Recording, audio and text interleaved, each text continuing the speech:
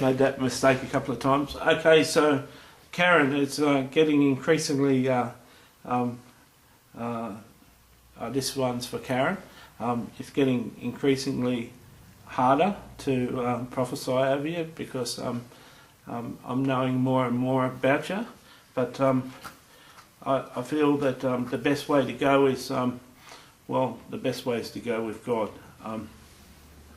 I get a picture of it's a three-tiered waterfall, and there's a large waterfall, large tier down the bottom. Then there's a tier in the middle, round, and round at the top. So it's falling into three different plates, and the round one at the bottom is feeding it back into the top. And I get a picture of that waterfall, and I see that you're at the second level. You're past the struggle of the bottom rung, and you're in the middle rung, and there's just glory all over your face. That you're not looking at the top rung, you're looking direct into the eyes of Jesus, and you're just saying, for he is my helper, and that's where my help comes. And yeah, at this second rung, and at this second rung you're able to reach down to the lower rung and to help people up, and to minister to people on the lower rung. And you also have got a high esteem for people that you know in the world that are on the top rung. You've got a lot of respect and honour for people who are ministering on the level, who you could say have reached the pinnacle of God's ministry. Also, get a picture of an ox, and it says that an ox is a mighty animal, but makes mess in the barn yard, and the ox is the one that does all the hard lifting and all the hard work in the ministry, but it can be messy, but you don't own an ox. There's a place for the messiness. You don't own an ox because you're worried about superfluous mess. You own an ox to do hard work, and so the mess can always be cleaned, and there's always something to fix it up. But I get this strong vision of a really powerful ox going forward, and pulling a plough, and we all know that ploughs make furrows for seeds to be planted, and it does the work of a harvest. You know, eventually at the right time there's a harvest of those seeds, and you're a heavy workman in the process of watering seeds and planting seeds. And this group is a testimony to that work. I just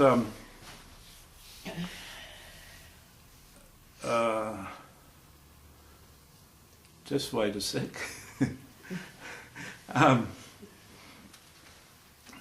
I'll just let the Father speak, and I see he said, the Father says, I've got many different things for you to do, like an orchestra. You have been designed to play many parts. Like a choir, I'm the choir master, I'm the conductor, and you're part of an orchestra, but you're in many places. You're in the part of the piano, you're in part of the stringed instruments, you're in part of the drums. I've called you to wear many faces and do many things. And I, as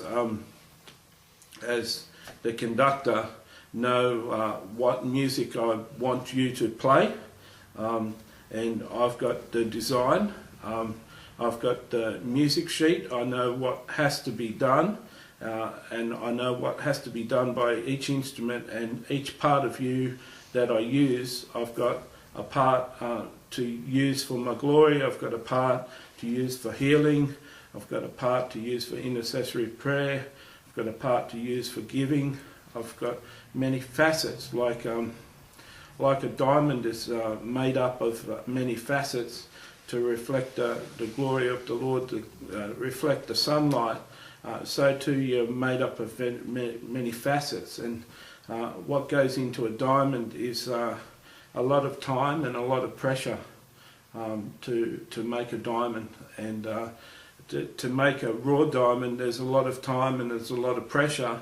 And then to make a diamond that is available as jewellery, it's got to have someone carve it and cut the diamond into proper facets. And so much of your life has been time. It's been a waiting time, a waiting process. So much of your life has been pressure. And so much of your life has been the cutting process. That there's a song, Refiner's Fire, my heart's one desire is to be like you, and you've sang that song emotionally many times to me, and you've meant the song, and it hurts me to see the refining process. Any father who disciplines his children doesn't take joy in the discipline, but he takes joy in the result of what's been done.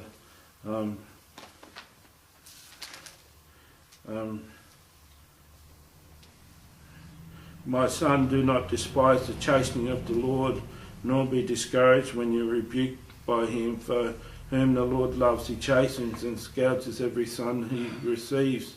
If you endure chastening, God deals with you as sons.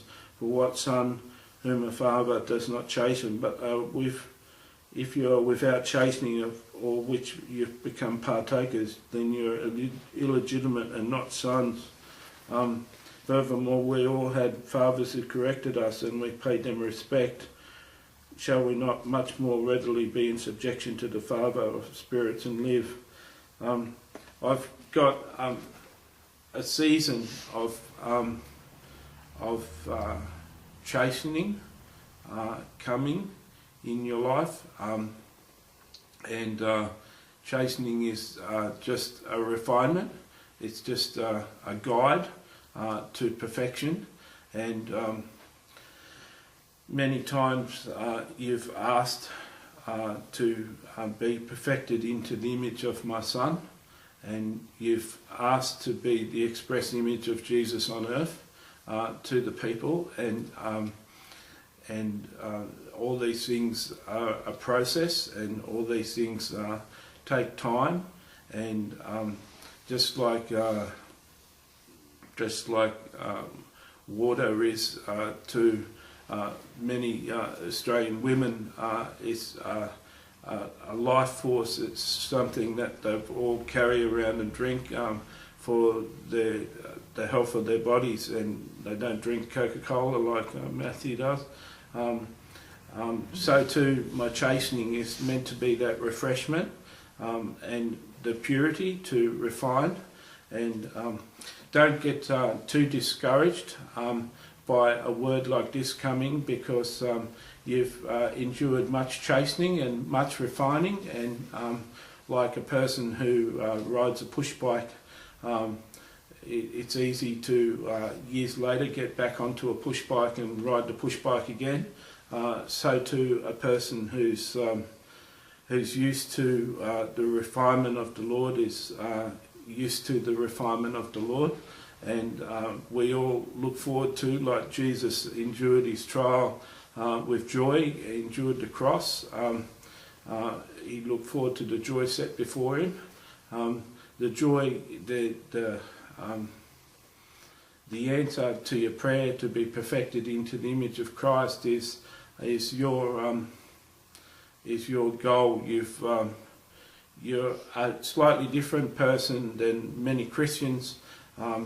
You're a believer that when my son said in John 14 that this and greater things will you do in my name for my glory, you're a strange Christian in that you believe that to be true, that we can do greater things on earth than my son Jesus did, and you put up your hand and said, I want to be one of these people who do greater works than Jesus on earth, and you've been prophesied big things over your life.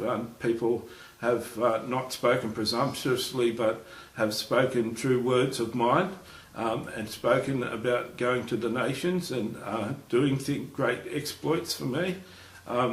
And all these things take character, and some of us, like Matthew, have a slow start. Matthew looks at his age at 44 and wonders how Jesus could have got everything started at the age of 30, and he's 14 years behind. And then I remind him that Moses started at 80, and it's never too old to start. And so I want you to know that you've been faithful. Many times you could have backed out. Many times you could have given up. Many times you could have just thrown the towel in and said no more. And yet you've persisted and you've endured, and you've continued on the path set before you. And not every time has the path been clear. It's amazing for a prophet to have vision that isn't clear. It's an amazing thing to behold a prophet that needs another prophet to speak into their life because they're not hearing for themselves. But I do that so the body of Christ will operate with each other, and man is not an island, and I don't want man to be an island and anyone an answer to themselves. So I allow certain blockages and certain things to be clouded so that a prophet may get their direction off someone else, and someone else can fill in the gaps for him. And so I say keep on doing what you're doing, seek me for new directions, and before the new directions spill forth and before they come into being, I'll tell you of them. So that's the prophecy for Carrot. And now one for Alan. I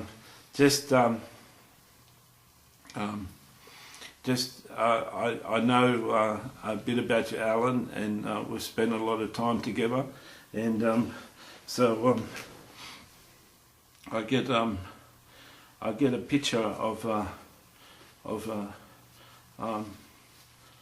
bridge. I get a picture of the Sydney Harbour Bridge, and on the Sydney Harbour Bridge they have a race called the Bridge to Bridge, and you're in the race over that bridge, and I can see you in the race, but you seem to be there seems to be a crowd out in front, and you seem to be lagging behind, and it's like you're a trained athlete like we know that you are, but it seems like out on the day you come to race in this race, but there's something seriously wrong with your physical health on that day, and you came to line up at the race thinking everything was okay. And as soon as you put pressure on your foot, your leg broke down, and you're still in the race because you're a runner, but the crowd is out in front, and but you promised yourself you're going to compete in this race, and you don't mind the crowds looking at you, the people on TV watching, saying, what do these people do?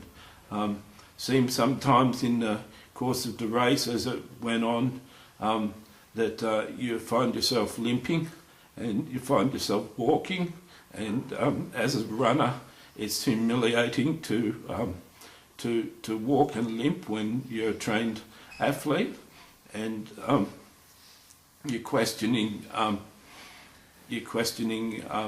me about it. You're questioning my purposes, saying I'm meant to be in this race, but I'm not going to be even on the list of people who came in.